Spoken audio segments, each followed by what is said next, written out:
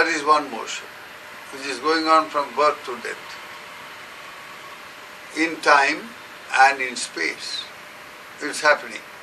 So within this yatra or movement, motion, life called motion or through various movements. Now this motion sets, it triggers up various movements, bodily, verbal, mental, etc. And the karmic activities are the, you see, keep on going that way. And you keep on accumulating karmic, you see, potency, and that leads again. So the cycle after cycle, wheel after wheel, that is life. So now, this dynamic change that goes on within, and also it is the same with bodily, every cell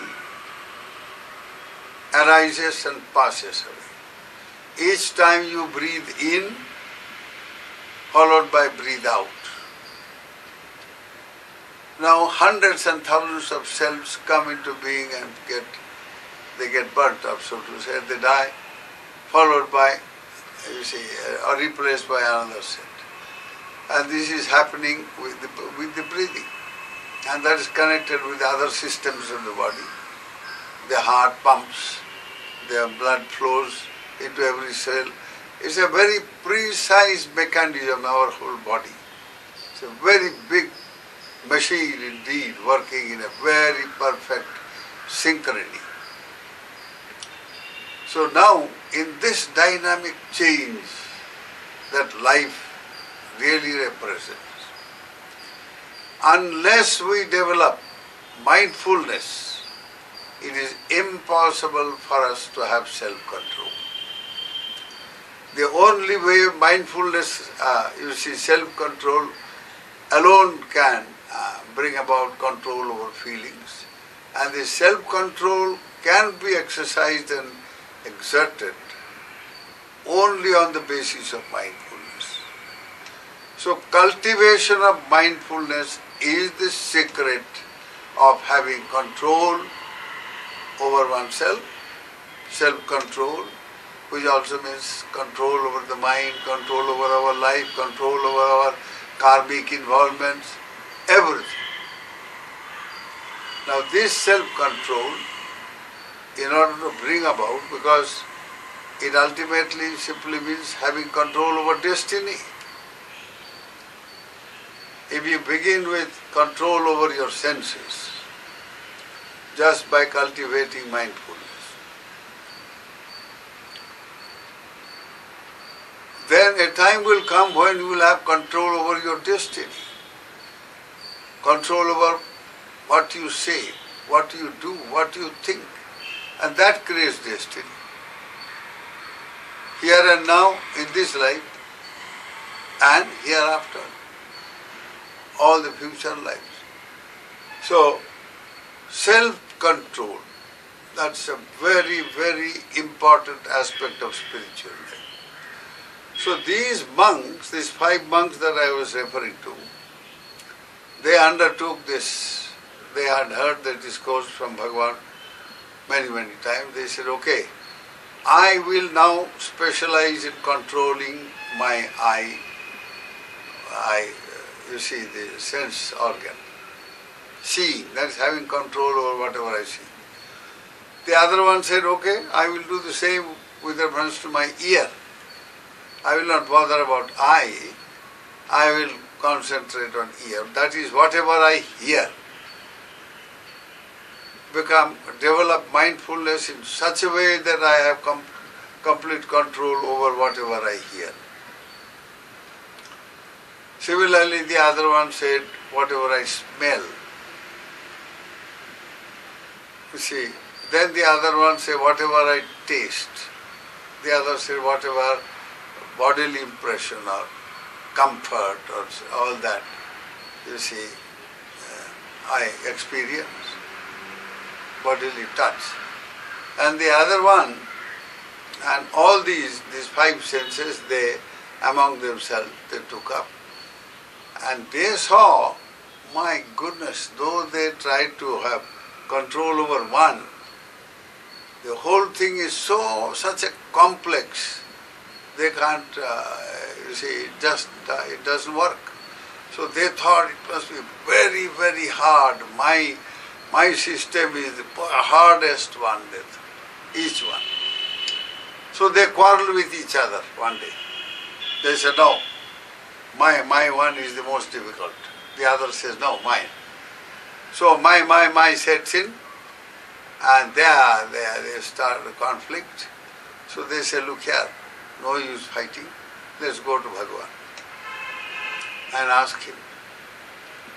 So they went to Buddha, and Buddha heard them and said, Bhagavan, with great love, he is the Karuna Sagara, the ocean of compassion that he was.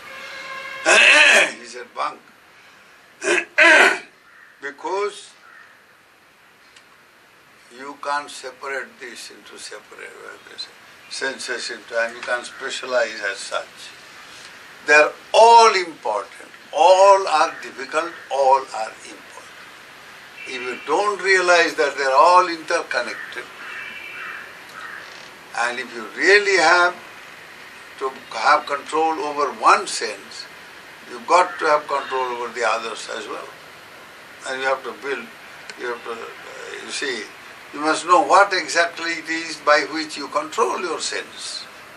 You don't control your sense by suppressing or closing your eye, closing your ear. No. You just put on a sentry over the door of eye. If you want to have control over your property, you put a sentry in the gate, on your main gate, and say whoever comes in or whoever goes in, keep an eye. So now this sentry or security man, his job has just one job. Anybody coming in, he keeps an eye. He observes, he makes a note, and he says who it is. And he attends to that person. Or anybody going out, similarly the same thing. So all the five senses can be attended to by cultivating mindfulness. Mindfulness is one thing that can attend on any of the senses. You see.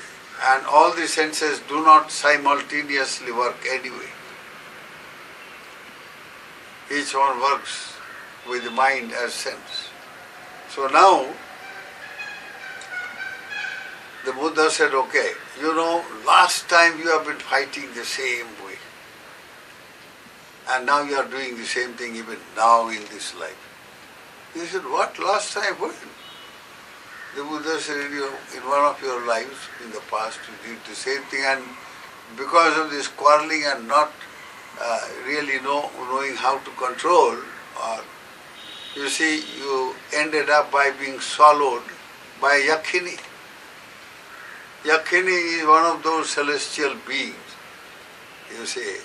who have got tremendous psychic power, and they can assume any form that they want. They belong to the Asura Loka. They are a very powerful being indeed, and they even fight with the Devas. So now they say you are gobbled up by them because of your this very lack of self-control. That's what happened. They said, Bhagavan, please tell us about that life. We don't know. So Bhagavan said, okay, you hear. Then he recalled this, what is called Takkasila Jataka. Takshasila. It is very close, it is in Pakistan today. And it's close. It was at that time known as Gandhara, a part of our modern Gandhara or Kandahar or this Afghanistan and so on. So now, you see, as I mentioned, that we are in a state of dynamic change. Change within change. Change in motion. An intrinsic change going while in motion.